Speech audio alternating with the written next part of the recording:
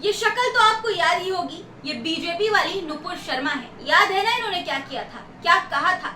हमारे प्यारे नबी की शान में गुस्ताखी की थी। इनको आदत है मुसलमानों के खिलाफ जहर उगलने की। इनको अगर मुसलमानों का नाम मिल जाए किसी आरोप में तो ये खुद से ही दो शब्द अपनी तरफ से जोड़ देती हैं। ऐसा ही इन्होंने बहराइच हिंसा में मारे गए राम गोपाल मिश्रा की मौत को लेकर किया। दोस्तों, क्या किया इन्होंने वो आप खुद अपने कानों से सुन लीजिए। 35 गोलियां, नखून उखाड़ दिए, पेट फाड़ दिया, आंख निकाल ली। क्यों? दोबारा पूछूंगी, क्या झंडा हटाने के लिए हमारे देश का कानून किसी की निर्मम हत्या करने की अनुमति देता है क्या? ये बहुत आम बात हो रही है। अपने से आगे सोचना पड़ेगा। देश के बारे में सोचिए, पहला। सनातन समाज के बारे में सोचिए, दूसरा। बहुत लोग घूमते फिर रहे गलियों में कहते हुए कि सनातन को बटेंगे तो हम मच्छर नहीं है और गंदी बीमारी नहीं है कि हमें मसला कुचला जाएगा। और तीसरा, अपने समाज में एक दूसरे के लिए आप जो साथ में बैठे हैं, अपने आस पड़ोस में बैठे हैं, कभी शांति से मैं इस महानुभाव के लिए, मैं इस भाई या इस बहन के लिए क्या कर सकता हूं, पहले ये सोचना शुरू कर दीजिए।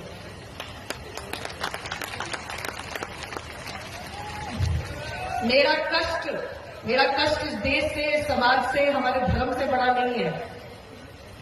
परंतु जब तक जीवित हूं, शायद आपको याद दिलाती रहूंगी कि हमने उस समय आवाज उठा ली होगी तो आज परेशानी मेरे घर नहीं आती। सुना आपने, बहराइच हिंसा में मारे गए रामगोपाल मिश्रा की मौत को लेकर ये एक जनसभा को संबोधित करते हुए गलत दावे कर रही हैं।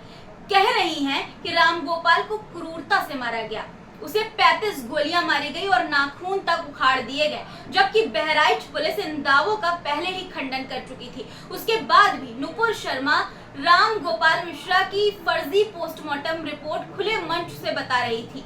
आपको बता दें दोस्तों कि बहराइच हिंसा के बाद राम गोपाल मिश्रा की पोस्टमार्टम रिपोर्ट को लेकर सोशल मीडिया पर इस तरह के दावे किए जा रहे थे कि मारने से पहले उसे तड़पाया गया था। हालांकि बहराइच पुलिस ने इन्हें गलत बताते हुए खंडन किया था इन दावों का और अफवाह नहीं फैलाने की अपील की थी। पुलिस ने अपने बयान में कहा था कि इन बातों में कोई सच्चाई नहीं है। रामगोपाल की मौत गोली लगने से हुई है, इसका अन्य कोई और कारण नहीं है। इसलिए सभी से अनुरोध है कि सांप्रदायिक सौहार्द बनाए रखें। लेकिन बहराइच पुलिस के खंडन और पोस्टमार्टम रिपोर्ट के बाद भी रामगोपाल मिश्रा की हत्या पर ये झूठ बोल रही थी। और मजे की बात तो ये है कि इस मंच पर जहाँ पर ये खड़ी हैं, वहां पर दो राज्यपाल भी मौजूद थे।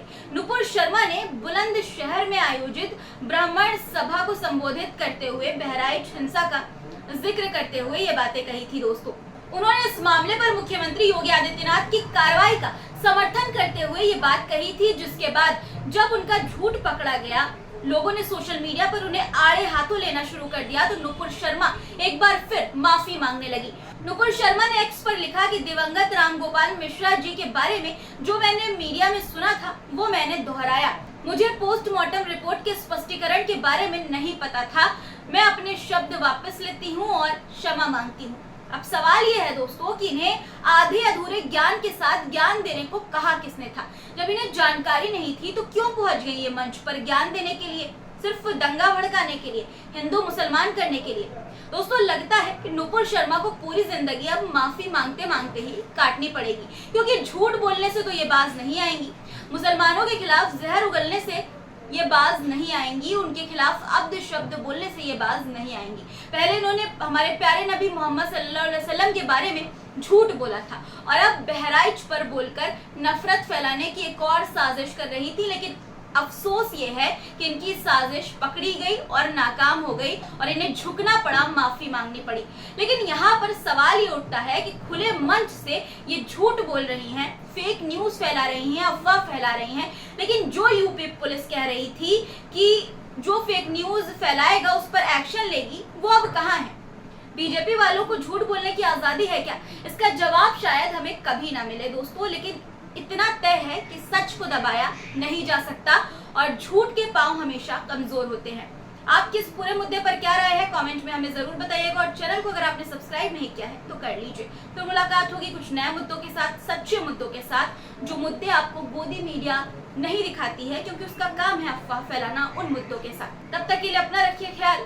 खुदा हाफिज।